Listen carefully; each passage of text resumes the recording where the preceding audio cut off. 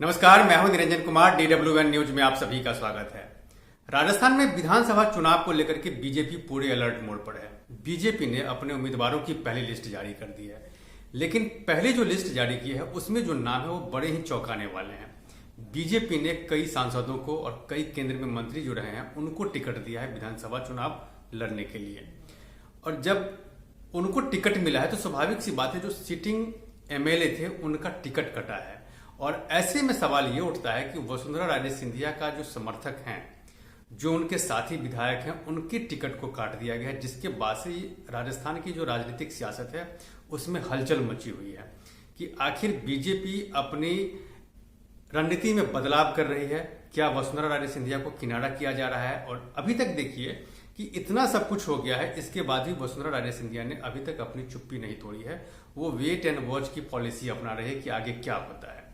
दूसरी तरफ बात करेंगे दिया कुमारी को लेकर के। दिया कुमारी को लेकर के काफी राजस्थान में हलचल है कि दिया कुमारी महारानी का विकल्प होंगी, यानी कि वसुंधरा राजे सिंधिया के विकल्प के तौर पे दिया कुमारी को आजकल राजस्थान में देखा जा रहा है। ऐसा इसलिए हुआ है क्योंकि बीजेपी के केंद्रीय नेतृत्व ने, चाहे वो प्रधानमंत्री नरेंद्र मोदी हो या फिर अमित शाह हो या फिर JP नड्डा हो, इन सब ने कमोबेश अपनी अपनी रैलियों में वसुंधरा राजे सिंधिया को कहीं ना कहीं इग्नोर किया है और वहां पर दिया कुमारी को ज्यादा तवज्जो दिया गया है। इसीलिए ये चर्चा दिया कुमारी को लेकर के होने लगी कि शायद दिया कुमारी जो है अगला मुख्यमंत्री हो सकती है अगर बीजेपी सत्ता में लौटती है तो।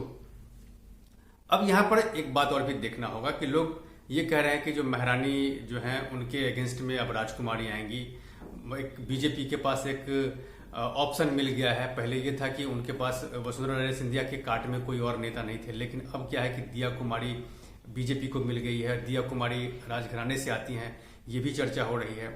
दूसरी तरफ ये है कि जो पहली लिस्ट जो जारी की गई है बीजेपी की तरफ से, उसमें जो सांसदों को टिकट दिया गया है तो ज्यादातर ऐसे MLA हैं जिनके टिकट को काट दिया गया और वो सारे जो समर्थक MLA थे वो वसुंधरा राजे सिंधिया के थे। अब यहाँ पर अगर आप समझ रहे हैं कि दिया कुमारी के लिए चुनाव लड़ना बहुत आसान है, जीतना बहुत आसान है, तो ये बहुत ही मुश्किल काम है। ऐसा नहीं है कि जहां से उनको टिकट मिला है वहां से वो जीत जाएंगी, उनको काफी मेहनत करनी पड़ेगी। ये सबसे बड़ी बात है। दूसरी बात यह है कि अभी टिकट के बंटवारे के बाद, पहली सूची जारी होने के बाद वसुंधरा राजे सिंधिया गुलाब चंद कटारिया से मुलाकात की है और ये मुलाकात जो है राजस्थान की राजनीतिक सियासत में कई बातों को, कई चर्चाओं को जन्म दे दिया है।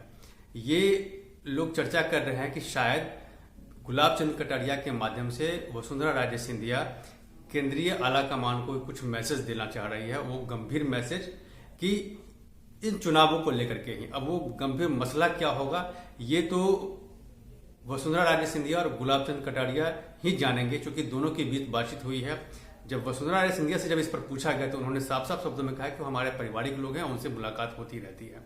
लेकिन यहाँ पर जो सबसे बड़ा सवाल है कि आखिर बीजेपी अपनी रणनीति में जो बदलाव की है, जैसे उसने वसुंधरा राजे सिंधिया को साइडलाइन किया है और दिया कुमारी को जैसे जैसे वो आगे कर रही है, और वसुंधरा के जो तमाम जो समर्थक हैं, जो समर्थक विधायक हैं, उनकी टिकट को काटा गया है, वो कई सवाल खड़े कर रही है।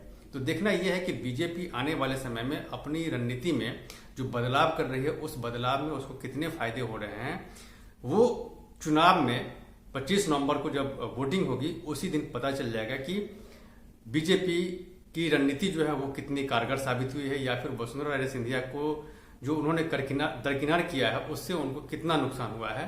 तो देखना है, इस पर मेरी नजर बनी हुई है। आप मेरे साथ बने रहें और अब तक अगर आपने मेरे इस YouTube मंच को सब्सक्राइब नहीं किया है तो प्लीज सबसे पहले आप मेरे इस YouTube मंच को सब्सक्राइब कीजिए, लाइक शेयर और कमेंट जरूर कीजिए। इसमें कमेंट बॉक्स है जहां जाकर के आप इस मुद्दे से रिलेटेड अपने सवाल कर सकते हैं, जिसका जवाब मैं आपको दूंगा। तब तक के लिए धन्यवाद।